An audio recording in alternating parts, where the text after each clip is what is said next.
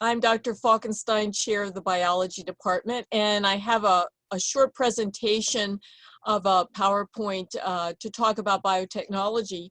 But I just wanted to tell you what's happening on campus, as well as what you're experiencing. We're all experiencing a very unusual situation with the viral attack, and there's many uncertainties and challenges that we're all facing, and you're on a remote education process as well as we are. And I just wanted to share with you that I've been communicating with many of my students, not all of them that are in my class, but former students as well, and my colleagues, and we all express the feeling of missing each other. And I think that's a good thing. It has warmed my heart that my students just reach out to me and say, Dr. Falkenstein, I really miss you, because I think that speaks volumes to the Hood community that we do have on campus, and how everybody is really missing it. And I'm sure you're experiencing the same thing, missing your friends and teachers at the schools where you were attending. So I certainly hope that after today that you will feel this community that we feel, and that you will want to join us in the fall, and particularly in biology, because it's one of the best departments on campus, but I'm certainly am biased. So I will, are there any questions before I get started with my presentation? No, okay. I just wanted to add a slide or two from campus. This was our Hodson Science Building this week. I was out on campus taking pictures for a lab assignment that I'm giving my students. And this was the very day of the order in Maryland, that the stay-at-home order came out from the governor. And the thing that was so stark about this picture is that there's no people, there's no students, there's no staff, there's no faculty walking on campus. And our campus is so beautiful this time of year, and there was nobody around. So I took a picture of Hodson. I'm going to send it to my students to remind them that this is where they spend a lot of time, and no one is around in the on campus or in the buildings. And this is another picture I took on the same day before the stay-at-home order was implemented, I might say. The campus is beautiful, the trees are flowering, and you can, this is the residential quad looking at Koblenz dining hall and dorm. And it's one of my favorite times of year, and it's just so unusual to be on campus and not see any people. They're usually on this quad, and and now our Hood community is very much dispersed, and all of us are feeling the strain of that. So my presentation today, and I'll make it very brief because I just want to have some time for you to ask questions, is biotechnology, and I subtitled it How to Make a Blue Petunia. And really, this is just an example to show you how you do biotechnology, genetic changing, with any organism actually, but I just picked up blue petunia because there are no blue petunias available. And I hope we all get to go to a garden center sometime this spring and see the flowers, the plants that we want to put outside. But when I was putting this presentation together, when you actually look at pictures of petunias, a very common annual that people plant out in their gardens for the summer, there are no blue petunias. They're purple and they call them blue, but there are really no blue petunias. So the question is, how do you genetically change a plant or an animal or a microbe so that its genes are changed? And of course, humans have been doing this for thousands of years. And by studying traditional plant breeding, you can go back and speculate what the plants look like before they were domesticated. And that's exactly what domestication of plants and animals were: deliberate breeding and growing and raising plants and animals for human use. And this happened 10,000 years ago. So this is just an example of what the ancestor of our domesticated corn today look like. This is teosinte, and this is the plant that humans started experimenting with, actually, and breeding to make larger and more nutritious fruits for them. And this is what the immature cob, so to speak, of the teosinte looks like, and this is the mature one. So immature and mature. And you can see that they don't look a thing like the domesticated corn that we know and love from our gardens and from the grocery store. So this is what it started with. And then with traditional plant breeding, we were able to now have a plant that looks like this and produces a cob with kernels. The kernels are the fruit, a single fruit, as well as a seed. And this is what modern corn looks like. This was all they genetically changed. It was just done with traditional breeding techniques. So in the 60s and 70s, there was a movement, a scientific movement that was global, called the Green Revolution. Maybe you've heard it, maybe you haven't heard of the Green Revolution.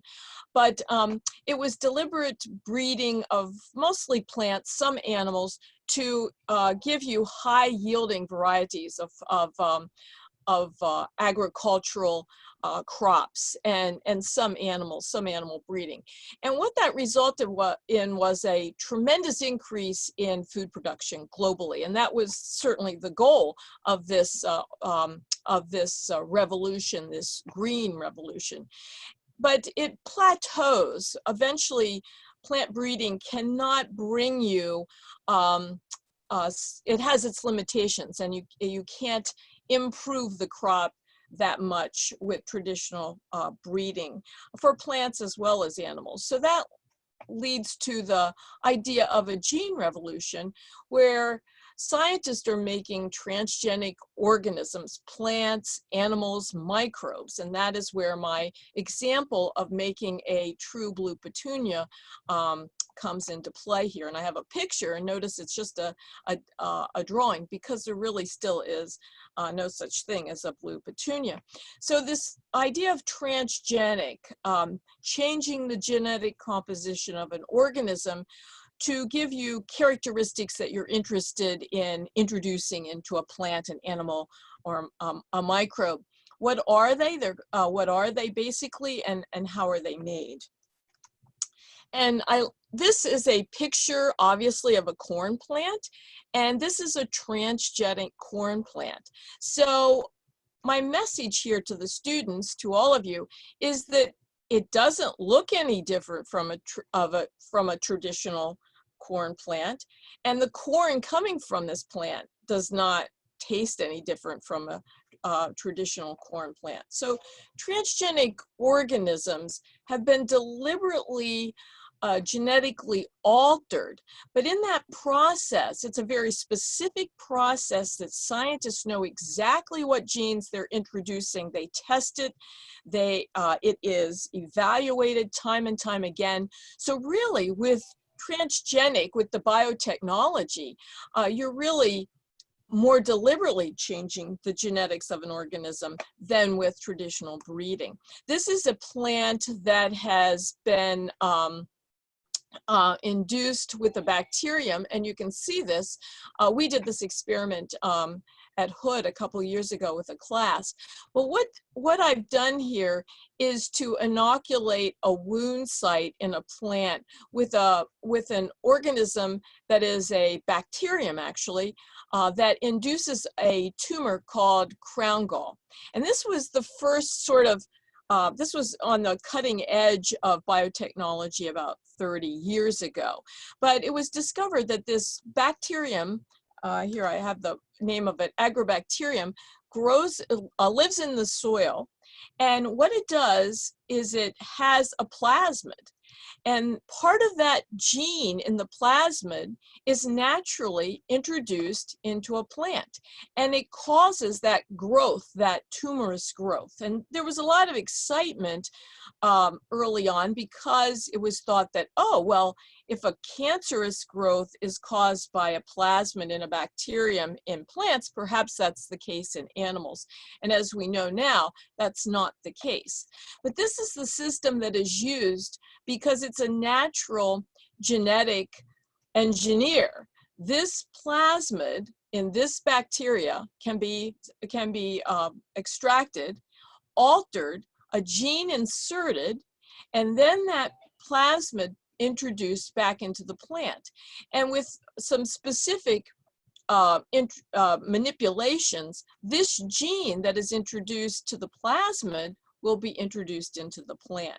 So it's a very nice system in plants for introducing foreign genes using a plasmid. In this case, it's called a TI plasmid. You cut the plasmid, you insert your gene of interest. So this would be a gene that codes for an enzyme that synthesizes a blue pigment, let's say. And then the plasmid, which notice is a recombinant now, it's carrying a gene that's normally not there. It's introduced back into the bacterium, and then the bacterium is exposed to the plant, and the plant receives the gene that you've introduced. So it's a very nice system for plants. Now, you can use plasmids to do transgenic organisms for lots of different products. And this just summarizes a few of them using a bacterium. So here's your bacterium with the bacterium chromosome and the plasmid. And this is the very reason that doctors are much more careful about prescribing antibiotics, because what we've found is that bacteria in the environment are becoming resistant to antibiotics. And they're becoming resistant is because they have these genes for antibiotic resistance carried on plasmids, and they share these plasmids with other bacterium, and bacterium are becoming resistant to antibiotics, which is a real concern. But here you have a bacterium with the plasmid. The plasmid can be extracted from the bacterium. A gene can be inserted, and this is a gene that is coming from a donor organism. It can be and the amazing thing is that it can be a eukaryotic organism. So you're taking a eukaryotic gene and you're inserting it into a prokaryotic system, a plasmid, and then this transgenic or recombinant plasmid can be introduced back into the bacteria. Now, the bacteria then can be used as a generator of for this gene, and some of the applications for this technology is to make human growth hormones for people that can't produce enough of their growth hormones. They can produce drugs that are needed. This is showing you tissue plasminogen activator, which is a human gene that is now synthesized in bacteria and made available for stroke patients.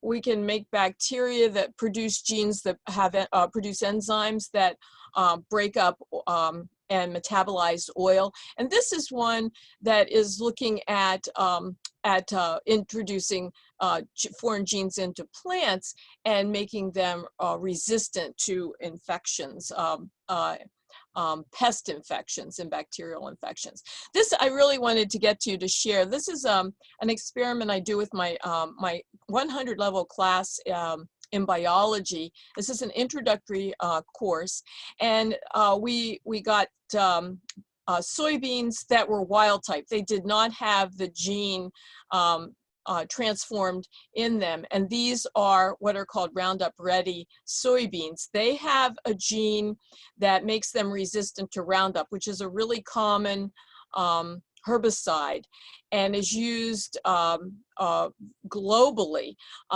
to kill weeds. And so this is an experiment we did. We weren't really sure of the concentration to treat the soybeans. So you can see that this is 1x. This is the concentration that we calculated that would be equivalent to what farmers would use on their fields. And you can see that the wild type that did not have the gene were killed, and the Roundup Ready, the transgenic soybeans were fine. This is a half concentration. Again, the same result.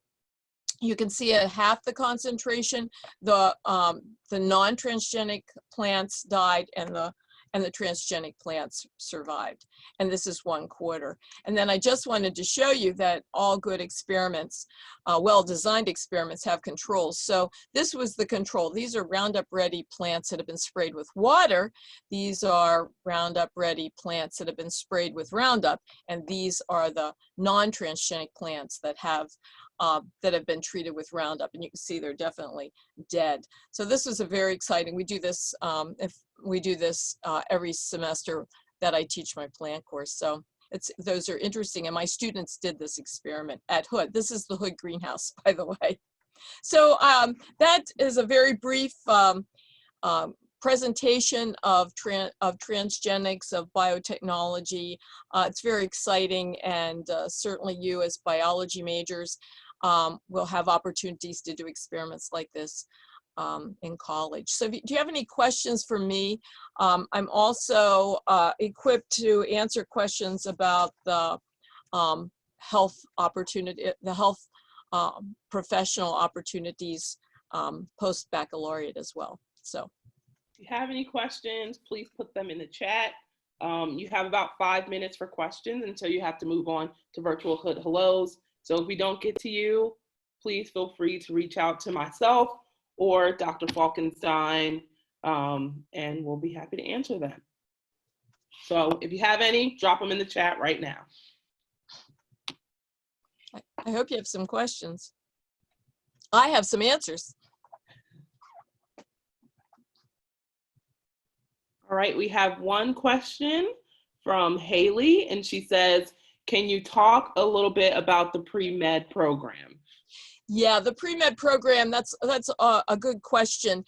You know, there is no such thing as a pre-med major, and if colleges and universities tell you that, they're not telling you the truth. You can major in anything, any major, and be prepared for medical school and be competitive for medical school.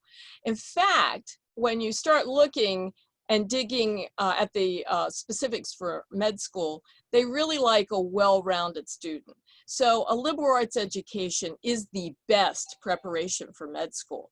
And certainly biology, the biology major does that for our students. We have a health professional advisor. I will be taking that position in the fall, and I meet with students to make sure that they begin their college journey on the right track, and I guide them through that. And the good thing about Hood is that you will have a very close relationship with your faculty, and we're all here for you. And so through that advising, you'll have an academic advisor as well as the health profession advisor. We make sure that the students are on track for being competitive for med school. And so you work hard, you are very ambitious, and we will do everything we can to get you into medical school. But it's we know what is required of med school, and what is required for doing well on the MCATs, the SATs for med school, and we make sure that our students are well prepared. So that's the pathway for pre-med. And there are a lot of students that come in interested in that. So we are well prepared to answer their questions and help them to reach their goal. Next question, can you talk briefly about the environmental biology program? Yeah, the environmental, we have two majors in environmental sciences. We have the traditional environmental science and policy major that is in the biology department. And then we're just adding a sustainability major that will begin in the fall. I suppose it will begin in the fall. I don't think it's been quite approved yet, but it's in the approval process at the state level. But the environmental, an ENSP or environmental science and policy is a science-based major. And so, and then it has different concentrations in it. And one of them is biology, one of them is chemistry, and one of them is policy. I may be forgetting another concentration. But again, it has a strong foundation in the sciences. The sustainability is a bit different approach. It's more of a social science kind of approach. It does have some science in it, but not as much as the environmental science. So we have two options for students interested in environmental science.